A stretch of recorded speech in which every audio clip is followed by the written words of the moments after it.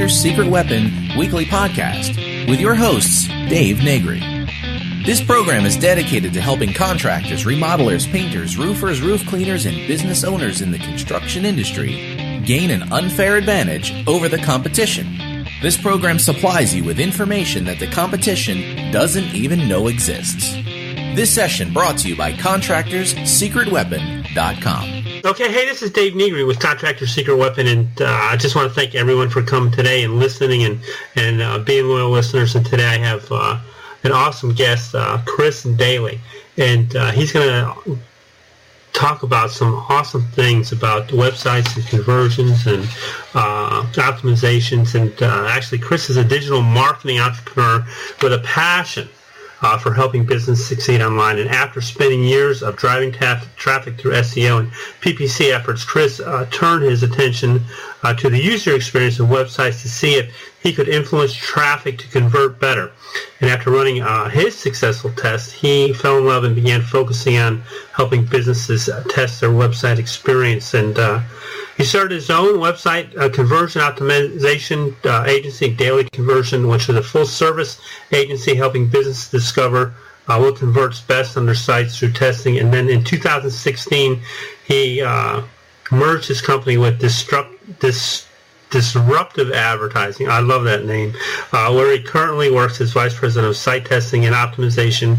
And they offer full-service A/B testing, which you really don't hear too much about. Solutions to clients, including strategy design, development, and analysis. And, one of the nice things about Chris comes with credentials. I went to his LinkedIn page, and he won a Gold Email Landing Page Testing Award, which they created a landing page and tested it in the email traffic and generated 97% conversion rate. And so he was awarded first place, which Test One Email Mobile Testing Awards contest for that test. And they have an awesome blog. And so we'll hear more about that. Thanks, Chris. I just want to thank you for being with us and talking about websites, conversions, and all the fun stuff that nobody else understands. You got it. I'm excited to be here, and I appreciate you having me on the show. So, I have a lot of people that I talk to, and they go, I want to be on the first page of Google. I want to be on the first page of Google. And I go, what good does it do if nobody calls you? Yep. So, how do you get the websites to convert better? Yeah, well, no, that's a big question. And to your point, I spent a lot of time helping businesses get to the front page of Google. That was what I did for 3 or 4 years. And exactly what you just said happened time and time again. I would help people get to the front page of Google. We would get there, they would start getting a bunch of traffic, and they'd say, where's all my clients? What's going on here? How come we're not getting more customers?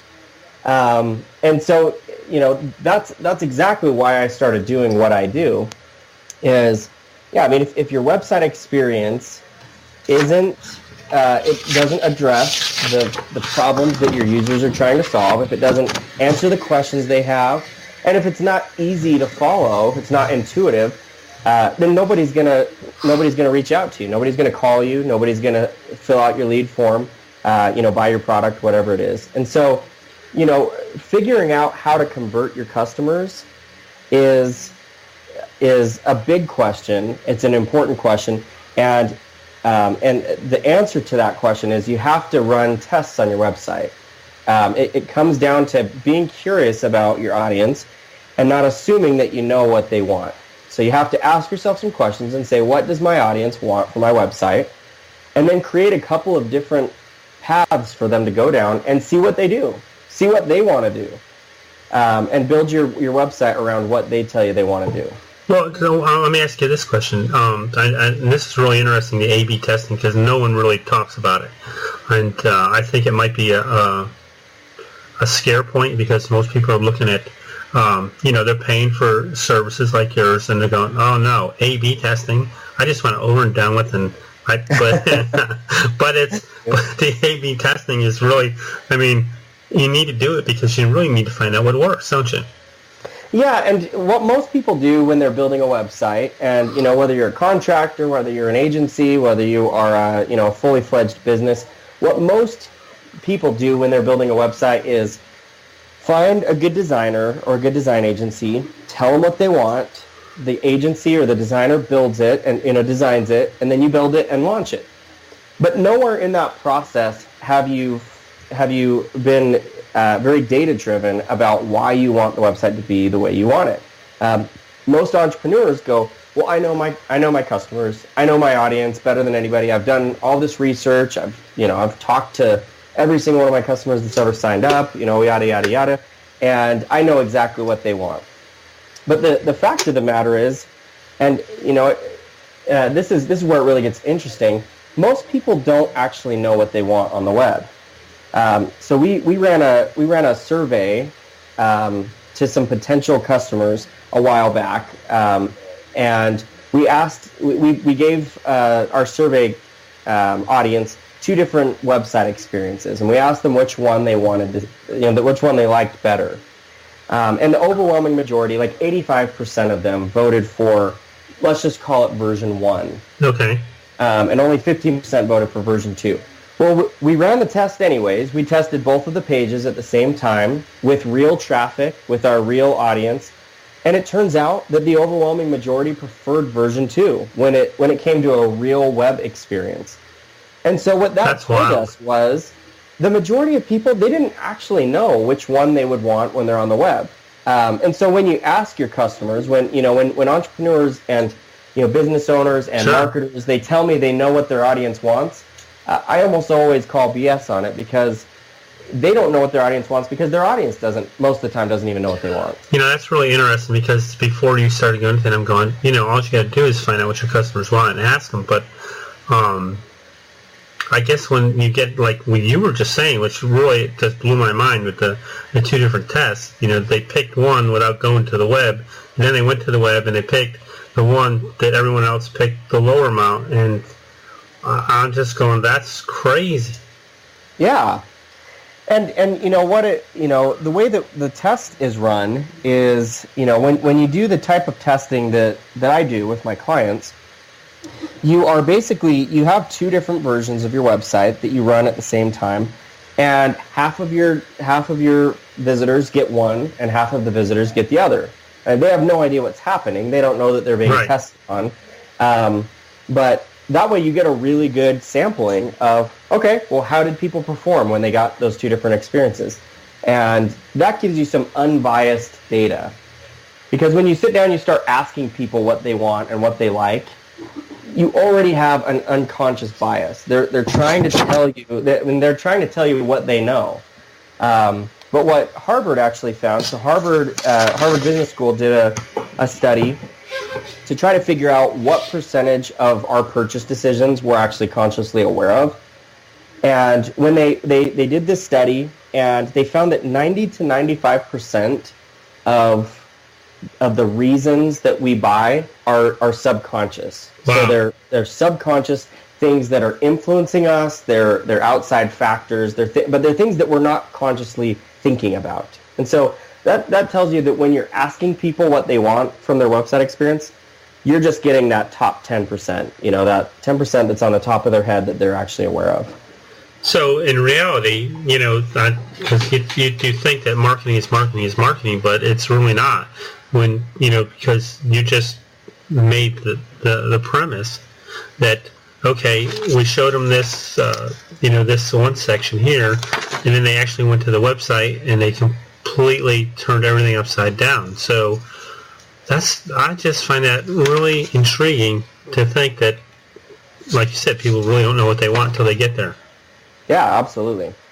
So do you find as when you are pulling together your A/B testing that every, let's say, audience is different, or do they fall into? I know I'm getting off script here, but do they fall into a generality, or do they?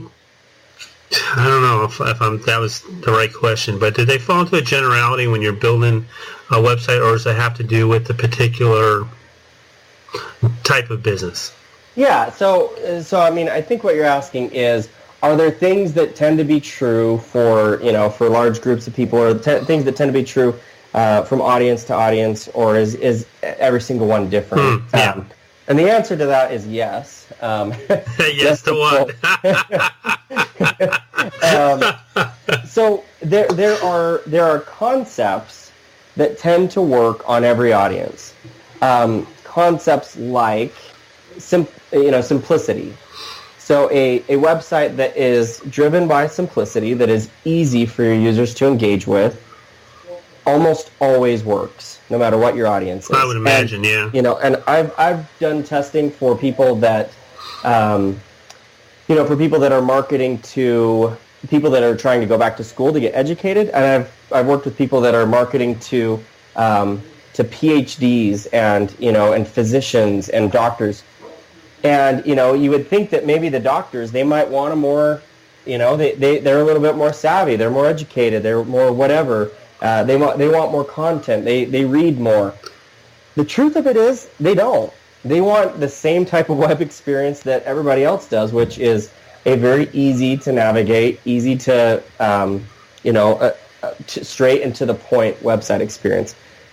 So there are concepts that tend to work for every audience, but the way that you implement it is going to be different for every single audience. Okay. So, I can say you want a website that is simple, and then you go, okay, well, what does that mean, right? I mean, what's a simple website? And so that's where the testing comes in, because you go, okay, well, I mean, part of that principle is you don't want your audience to have to think for more than 2 to 3 seconds about what they have to do. So you might have a lot of content you want them to read, but you want them to be able to immediately identify what they should do on the page.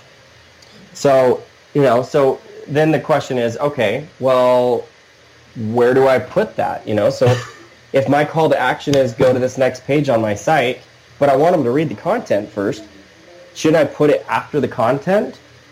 And the answer is no. The answer is you may want to have a call to action after your content, but you also want to let your users know exactly what they should do, because maybe they don't want to read the content, or maybe they've already read the content. Right. And they just want a really clear, simple path forward. And so that's where we help businesses when we start testing with them. We ask those questions, and we say, how much content does your audience actually want to read?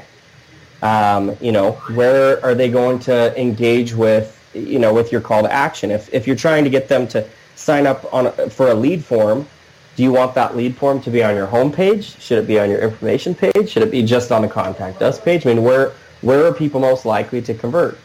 So, asking those kinds of questions is critical to figuring out how your audience is different than everybody else's. Right. So basically what you're doing is you're doing a big bag of nuts with psychology. Exactly. Yep. And so that's what determines on what's going to influence your audience behavior. Yeah, and that's the thing that is actually most interesting to me. That's one of the things I love most about what I do is there's a huge psychology aspect here of what is going to influence people to do what I want them to do. I don't know if you know this, but in person, like brick and mortar stores, they've been doing this for decades. They will test different store layouts and figure out what products do people need to see when they first enter the store, what are they most likely to buy when they first enter the store, and where should we put all of these different products, what things are more likely to be impulse buys, and should we put the impulse buys next to the cash register, or should we put them right by the store entrance, and where should we put the most expensive products? So stores, they've been doing this for years, but most people don't think about doing that with their website. And it's really the same concept. Yeah, because they're shopping. Exactly. Even if you have an informational site where you want people to consume content, they're still shopping because they're still trying to figure out, do you have what I want? Right. And what's going to be the easiest, or I was looking at something this morning and for my wife's business, and a guy was coming in and we were talking about videos, and he was saying that most of the people, we own a title company, another business, and he was saying that they make videos for realtors under a minute. Everything's to the point, and for a minute, because I don't want to spend any more time than a minute looking at something or passing it on. Oh yeah, absolutely. Yeah, and I'm going, that's pretty funny, but it's the truth. We've gotten down to, if you could do it in 20 seconds and get a full story out, that would be okay too. Oh yeah, absolutely. And that's really what people, have. That's when I say this concept of simplicity is critical, because you want to give people everything they want and nothing else. You want to get rid of all of the extra crap that most businesses put on their website. Right. The stuff that they don't need. Yeah, I call them distractions. Things that are distracting your audience from what they really want. And most businesses don't want to admit that anything on their website is a distraction. In fact, I just got off a call with a business owner that, we were discussing his website, and I suggested that he remove some of the sections of content from his site. And he said, no, we can't remove that. I want them to see that. That's really important for them to see. My question to him was, is it important if you remove it and the audience converts better? Then was it really important in the first place? Maybe it was important to you, but is it important to your audience? And so that's really what you want to try to figure out, is what is absolutely critical for my audience, and what do they not really care about? Because there's likely a lot of things on the site that your audience doesn't care about. Well, it's sort of, as I'm thinking about, what you're saying about the content on the page, and it's probably fine to disperse it throughout the website, but to have everything on the front page isn't it? I mean, it's like that postcard that most people put out. They put everything on the postcard that they do in their business because they want to take care. They're paying a lot of money for that space, and they want everyone to know what they do. Mm-hmm. However, it ends up confusing the customer, and they throw that postcard away. Yep, exactly. You're exactly right. Yeah. Yeah, my whole thing has been the one thing, advertise the one thing, because invariably people will always say, what else do you do? Yep, exactly. And one other thing that really just, that I'll say in kind of closing off, talking about this, but one other thing about that is I call it content overload. So, and it's when, businesses like to try to tell their story. So they think, every business thinks that everyone cares about their story. Mm-hmm. And the truth is that most people don't care about your story until they care about your product and until they've gotten answers to the questions that they want. So a lot of businesses will try to put up, our mission, our vision right on their homepage. Yeah. When in reality, people are coming to your homepage because they have a problem, they have a question, they think you can solve it, and they want to hear how you can solve their problem or answer their question before they're going to care about why you're doing it. Right? I mean, I don't know, I don't care what, I don't care what Walmart, that Walmart really cares about having low prices until I know that they've got something that I want. And then I go, oh, and Walmart cares about giving me low prices every day. And I'm willing to pay that price. So whatever the case may be. No, I'm with you on that. It's just, I think, as I see things, and maybe you do too, is that, most people are more concerned about, are not as concerned, let's put it this way, I'll do it the polite way, are not as concerned about their customers they should be. They're more concerned about how they can generate revenue, but they don't take care of the customer first. Right, exactly. That's pretty well. So if people have never tried A/B split testing, where would they start? They'd call you for sure. Yeah. So, well, and I'll tell you this: it's scary for a lot of people to try this. Like you said, it's something that anything to do with the website, to do with changing your website or modifying it, testing it, whatever. That can be really scary to people. And so a lot of people just don't do it for that reason. Right. It's a technical thing. It's whatever. It sounds like too much work. The truth is, it doesn't have to be a lot of work.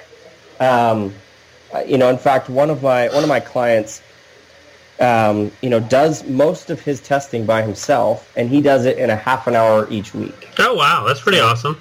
Yeah, and so, I mean, that's not super time-consuming. I think that's approachable for most people, even entrepreneurs. Sure. Say, I could give up a half an hour per week. And so if you haven't done it before, where you want to start is you want to first get a tool to run the test. So in order to do, split testing, A/B testing, you need a tool that's going to split that traffic for you. And so, my favorite two tools to use are Optimizely and Visual Website Optimizer, or VWO. They both have, I think, free trial versions of their software that you can use. And both of these are, I would put at the more beginner level of the testing tools. There's a lot of A/B testing tools out there, and they get more sophisticated as you kind of, and they also get more expensive from there. But so you want to get a testing tool. You want to, and then what you want to really do is you want to think about what you should test on your site.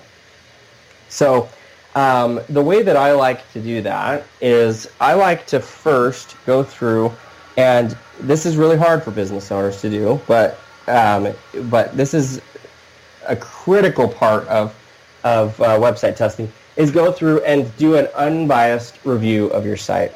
So when I do reviews of people's sites, there's a few key things that I look at. So on every page of the site, I ask myself, or I ask the business owner, I say, what is the purpose of this page? What do you want people to do? So, what's the value proposition of this page? And so if it's a product page, you can say, well, on this page, I want people to add this product to their cart. So you say, okay, well, that's the main thing you want people to do. On your home page, what do you want people to do? And a lot of times people go, I don't know. I want them to find the page that they want. No, that makes sense, because I'm sitting here thinking about the same thing myself, Right. And so the first thing I look at is, what do you want people to do on this page? The second thing I ask people to do is ask yourself, is the content, is the design, is the experience of this page relevant to what the user is probably looking for? So are you giving them stuff that addresses their immediate need?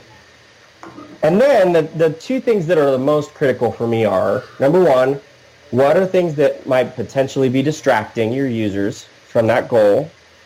And number two, are there things that may potentially cause anxiety for people? So one thing that immediately comes out that can cause anxiety is if you have like those autoplay videos. Yeah.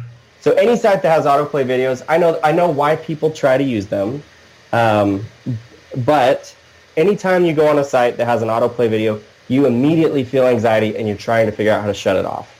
Especially if you're at work, and the sound comes on, it's like, crap, that's annoying. If you have your headphones on, you weren't expecting it, and all of a sudden you have all this noise blaring in your ears, right? I mean, that's something that can cause anxiety. And so what I try to do is I go through a website and I just write down all of the things in these sections. I write down, here's what I want people to do. Here is whether or not, this page is relevant to what my customer is looking for. Here are the things that are potentially distracting. Here are the things that are potentially causing anxiety. And then it's very simple to come up with your first few test ideas from there, because you go, okay, well, let's look at all the things that are distracting on the page, and maybe our first test is to remove all those things and see if that helps the audience perform better on the page. And, let's look at all the things that are causing anxiety. Maybe our next test is, let's change the things that are causing anxiety. If we have an autoplay video, let's not have it autoplay, and let's see how that does. Yeah. Maybe we want to take the video off the page entirely. Let's just challenge some of our assumptions. So, those are kind of the first two steps. If you've never done testing before, number one, get a testing tool. Number two, figure out what you want to test on your page, and that analysis that I just went through is one of the easiest ways to find things to test. Yeah. Then number three is to just do it. Just run the test. Well, the cool thing about that is, now as you've just gone through all those things about, thinking about this and doing that and thinking about that basically you don't have to come up with a redesign of your whole website because you're just basically you're picking stuff off the tree that don't belong there. Exactly, and that's one of the things that, website redesigns are something that every company has inevitably spent way too much money on. Yeah. There's a lot of companies out there that, will regularly invest $50,000 to $100,000 every year to just redesign their site. Ouch. But there's usually not much strategy behind the redesign. I mean, companies think that they have a strategy behind the redesign. But ultimately it's not because the users want something different. It's just because the company wants, a new fresh look or whatever. And so the great thing about testing is as you test on your website, and if you test regularly, so if you set aside a half an hour a week, and you're always testing on your site, you never have to do a major website redesign because you're going to constantly be testing and figuring out what your audience wants, and your site is going to gradually evolve over time to what your users want. And so you never have to spend a ton of money and a ton of time going through one of those website redesigns because your site will be automatically redesigning itself every year. Well, yeah, as you're talking about that, I'm thinking about, like we offer maintenance programs for homeowners so that when they get ready to sell their house, there's no aha moments because everything's been done over a period of time. And it's basically you're saying the same thing with the website. You're doing a little bit at a time to find out what works, what doesn't work, so that you don't have to spend a fortune to say, this really sucks, I'm getting a new one. Right, exactly. So a lot of websites, and I've noticed that have crappy mobile experiences. Yes. And I really hate it. And I'm sure most people hate it when you got to play with your screen to get it bigger and smaller to see words. That just drives me nuts. What can people do to overcome that? Yeah, well, so, you bring up a really good point. Nothing is more frustrating than being on a mobile device and going to a website that doesn't look good on your mobile device. Whether the text is too small or it's too big or it's not formatted right and it's falling off the edge of the screen. Everyone's encountered these kinds of frustrating situations. And that's where, that's actually one of the first areas that we look at with most of our clients is let's look at the web, let's look at your experience on a computer, and then let's take a look at it on the phone, and let's figure out how deliberate have you been with your mobile experience. So, the thing that I usually ask my clients is, what does your audience want that might be different on a mobile device than on a desktop device? And so for service-based professionals, if you're a contractor, if you're an agency, if you are a local, brick and mortar store, people probably want to call you. It's really easy to call on a mobile device. It's not as easy to fill out a form or, go through a checkout process. And so if you're the kind of business where, where people may want to call you, you want to make it super easy, super in front of your face on the mobile experience. So you want to have a gigantic click-to-call button that says, click here to call us. In fact, we just ran a test for a client of ours, and for them, phone calls were really important. Mm-hmm. And on their site, they had a little red icon in the top right corner of their mobile experience that was just a little phone icon, and that's all it was. It was just a little tiny icon with a picture of a phone in the middle. And, one of our hypotheses were, okay, well, we think that, that's probably a big deal. People probably want to call, but they're probably not paying much attention to that. So let's create a big a big click-to-call button that spans the entire width of the mobile device that has some kind of a value proposition that's, so call for a free quote or something like that. So we implemented that, and it had about a 200% increase in phone calls for them. Wow. Just from that one thing, just from making that button bigger, making it front and center, and having some context around it. So, it like I said, it doesn't always take big, huge things to have a dramatic impact, but it does take, specifically for the mobile experience, it does take some thought around what might my users want to do on my mobile experience And is it going to be different? You know, is it going to be different than my desktop website? You know, like another thing that jumps out usually a big immediate black eye is if you have tons and tons of content. You know, believe it or not, people don't really like to read a lot on their mobile devices. No. And so, you know, if you have one of those sites where, you know, on the desktop version of your site, you've got lots of information, you might consider trimming it down for your mobile site. Maybe consider boiling it down to a few bullet points if you can.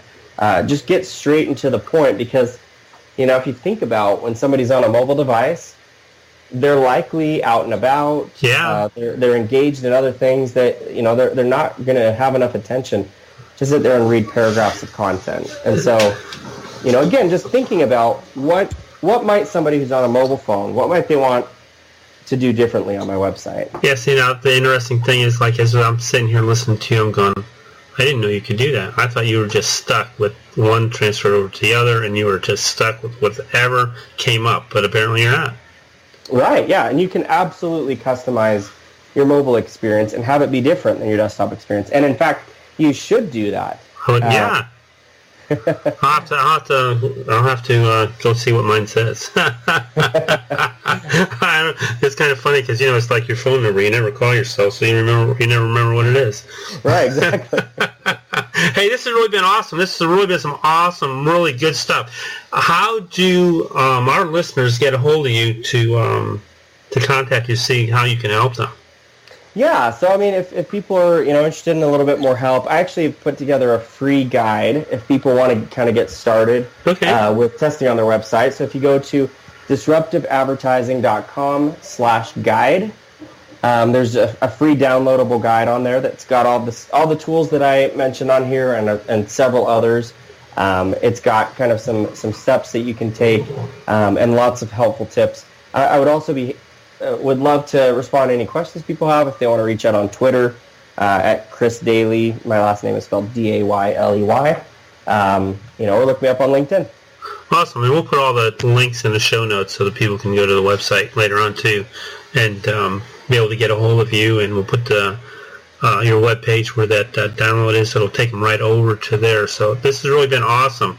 I mean, I learned a lot. Like, I didn't know that you could do the different mobile, and I thought you were just stuck with what you got, which is cool. What do I know? Thanks for having the show. I really appreciate it, Dave. All right, and thanks a lot. You know, it's just been fun. And hey, thanks for coming by today and listening to what Chris and I had to talk about. It was pretty interesting and exciting, just the things you can learn to do with your website. And Chris is excellent at that. So, hey, as we go forward, I know a couple of weeks ago we had Chris Martinez on, and we took a look at how he does recurring revenue. Listen, what I'd like to do once a month starting in January, for any of you guys that are willing, let's sit down and do a podcast. We'll talk about your business. We'll take it apart. We'll put it back together again and see what we can do to increase your profits and help some other guys too. So, hey, go to info at Contractor Secret Weapon and say, hey, I want to be on the podcast, and let's take apart your business, put it back together.